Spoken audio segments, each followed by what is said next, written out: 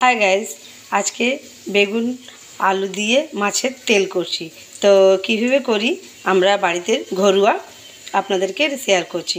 তো আগে বেগুন আলু দিয়েছি, পেঁয়াজ দিয়ে একটু ভাজা ভাজা হয়ে গেলে আমি বেগুনটা দেব। তো কীভাবে আগে কী মশলা লাগে আপনাদেরকে দেখাচ্ছি। তো মশলাগুলো দেখাচ্ছি।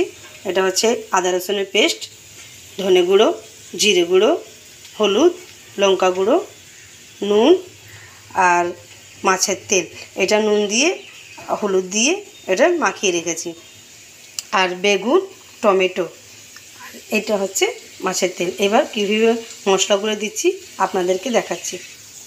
এই যে ভাজা ভাজা হয়ে গেছে একটু, এবার মশলাগুলো দিই।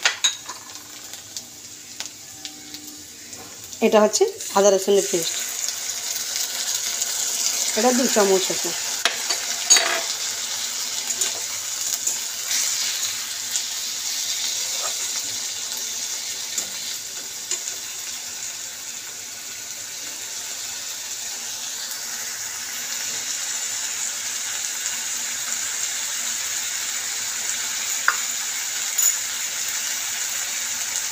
এটা হলুদ গুঁড়ো,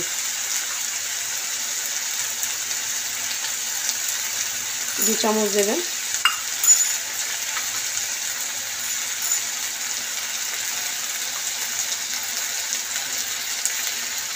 ধনে গুঁড়ো 1 চামচ দেবেন।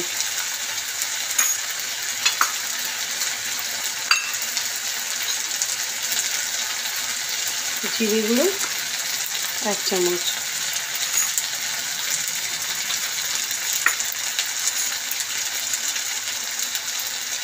লঙ্কা গুঁড়ো আপনি স্বাদ অনুসারে দিতে পারেন, আমি 1-2 চামচ দিয়েছি।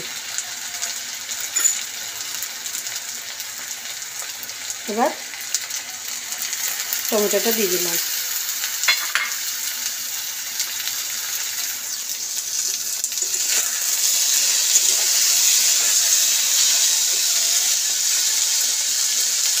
দেখুন কালারটা কি সুন্দর হয়েছে।